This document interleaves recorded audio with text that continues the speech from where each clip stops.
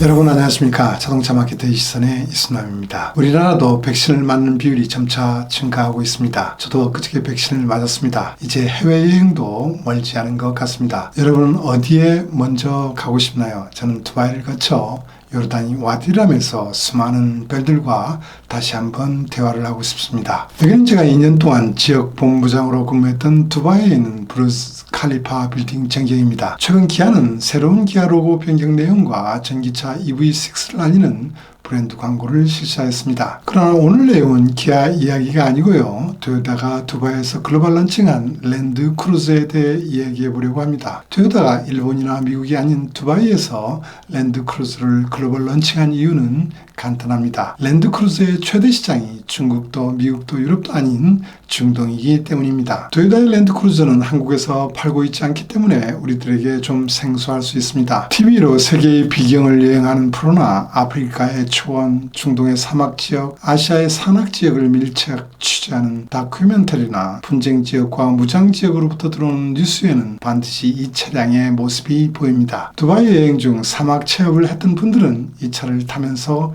짜릿한 스릴을 느꼈을 것입니다. 랜드크루저는 1951년 탄생 이후 지금까지 70년간 전 세계에 1040만 대를 판매하여 왔습니다. 토요타의 신뢰성, 내구성, 악로 주파성이 대표 헤리티지를 갖고 있는 차량이라고 할 수 있습니다. 제가 1989년 입사했을 때 우리는 독자 기술이 부족하여 일본 자동차 기술을 배우면서 차를 개발해야만 했습니다. 입사 후 몇 년 지나 SUV 상품 기획 업무를 할 때 토요타의 랜드크루저와 하일럭스는 미쓰비시의 파제로와 함께 늘 동경의 대상이 되었던 차량이었습니다. 그로부터 30년 후 중동 아프리카 지역 본부장을 할 때 이 차량의 브랜드 파워를 직접 경험할 수도 있었습니다. 중동 시장에서 전 세그먼트를 통틀어 가장 많이 팔리는 차이지만 그렇다고 누구나 쉽게 살 수 있는 차는 아닙니다. 가장 비싼 차종이기 때문입니다. 사우디 대학생들이 가장 타고 싶어하는 차이면서 대가족을 거느리는 사람들의 부의 상징이 되는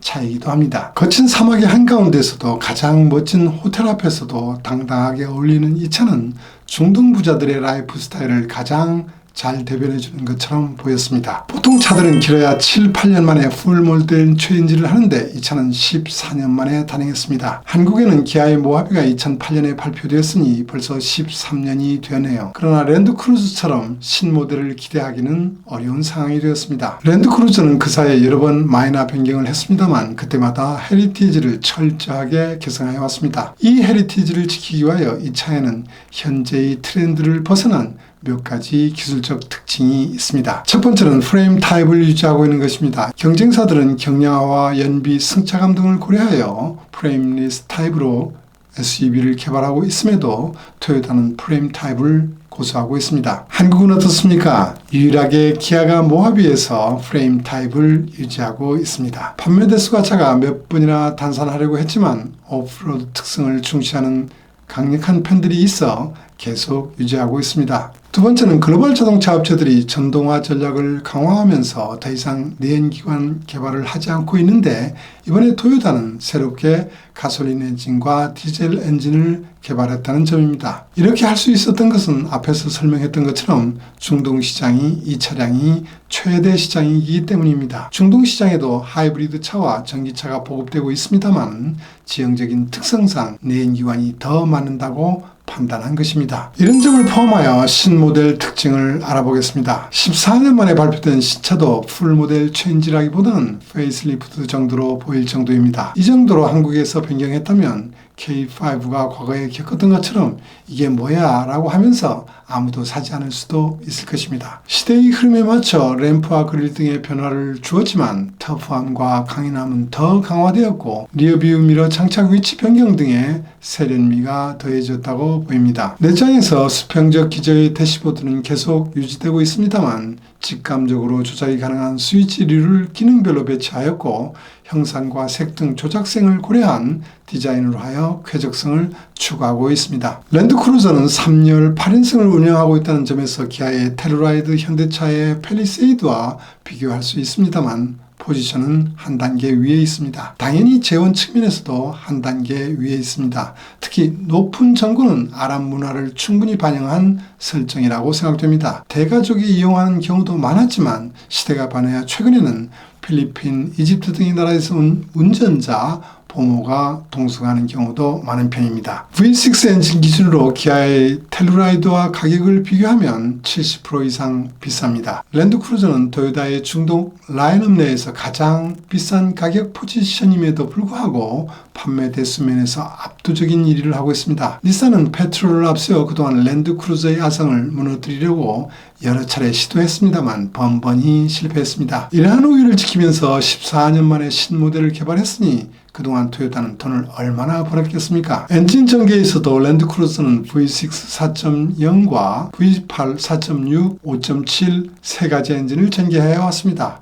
앞에서 말한 것처럼 이번 신차에는 V8 엔진을 폐지하고 다운사이징된 V6 터보 가솔린 엔진과 디젤 엔진을 개발했습니다. V8 엔진 성능을 능가하는 출력과 토크 그리고 연비 성능을 실현했다고 합니다. 이 차량은 처음으로 프레임 타입 10과 F 신 플랫폼을 사용했음에도 불구하고 최신 트렌드인 휠베이스 연장은 없었습니다. 토요타는 오래전부터 유지해온 이 휠베이스 길이를 황금 비율이라 불러왔는데 오프로드 특성에는 상대적으로 짧은 휠베이스가 악로 주파성 등에서 유리할 수도 있습니다. 부품 중에서 가장 무거운 엔진과 트랜스미션의 탑재 위치를 아래쪽으로 28mm, 뒤쪽으로 70mm 이동시켜 중량 배분과 저중심화를 실현하였습니다. 무거웠던 V8 엔진 대신에 가보연 V6 엔진으로 변경하면서 프론트 측에 무거웠던 중량 배분을 좀 가볍게 할 수 있었습니다. 일반적으로 프레임 타입 차량이 더 튼튼한 것으로 생각할 수 있을 것입니다. 이제는 말할 수 있지만 모하비를 처음 만들어 수출했을 때 미국이나 한국 같은 도로가 잘 된 곳에서는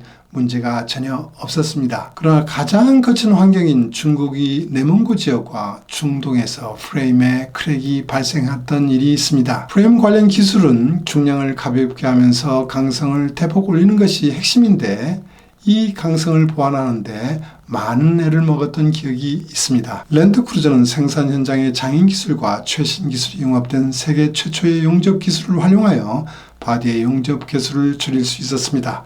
프레임에도 여러 가지를 개선하여 강도 향상과 함께 프레임 자체를 포함하여 200kg의 경량화를 추진했습니다. 서스펜션은 공개된 사진을 보면 프론트는 W21 방식이고 리어는 리지드 방식인 것으로 보입니다. 최근 SUV들은 온로드 성능을 위하여 리어 서스펜션에 독립식을 채용하는 모델이 많은데 랜드크루저는 오프로드에서의 중요한 접지성과 스트로크의 관점에서 리지드 타입을 유지한 것으로 보입니다. 차량의 기본 성능 중 승차감과 조환성을 대폭 향상시키는 것은 그리 쉽지 않습니다. 동력 성능 향상과 경량화도 쉽지 않지만 새로운 플랫폼을 개발할 때 향상시킬 수 있습니다. 안전성, 편의성은 부품업체들이 개발한 신기술을 대부분 이용하면 됩니다. 그러나 승차감과 조환성은 자체 강성적들을 포함하여 그 메이커의 노하우가 축적된 기술이 있어야 합니다. 유럽 자동차들이 라이드 앤 핸들링 성능이 우수한 것은 자동차 개발 역사와 아우토반 같은 도로 인프라의 영향도 있습니다. 이 차를 개발하기 전에 이 차량의 개발 책임자는 전 호주를 일주하면서 고객 반응과 차량의 불만점을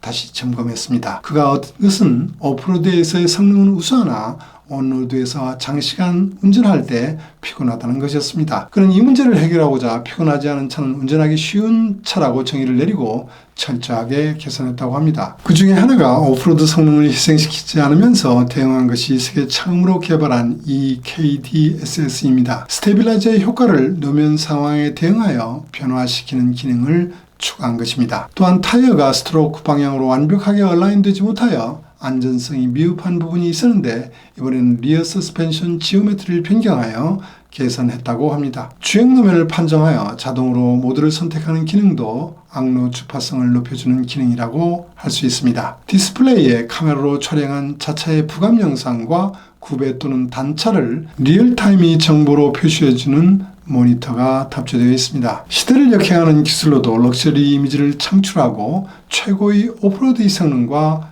거주성을 창출하고 있습니다. 이 차를 리뷰하면서 저는 유럽과 중국에 진출하는 제네시스 브랜드가 생각났습니다. 중동에서 렉서스보다 더 프리미엄 존재가 된 랜드크루저로부터 배워야 할 것이 있다면 무엇인지 말이죠. 그것은 프리미엄 브랜드에 절대적으로 필요한 오랜 역사와 내구성, 신뢰성, 악루 주파성과 연결된 스토리라고 생각됐습니다. 제네시스 브랜드가 독일 빅3 그리고 렉서스의 열쇠인 역사와 스토리를 어떻게 보완할 것인지 궁금합니다. 오늘은 여기까지 하겠습니다. 들어주셔서 감사합니다.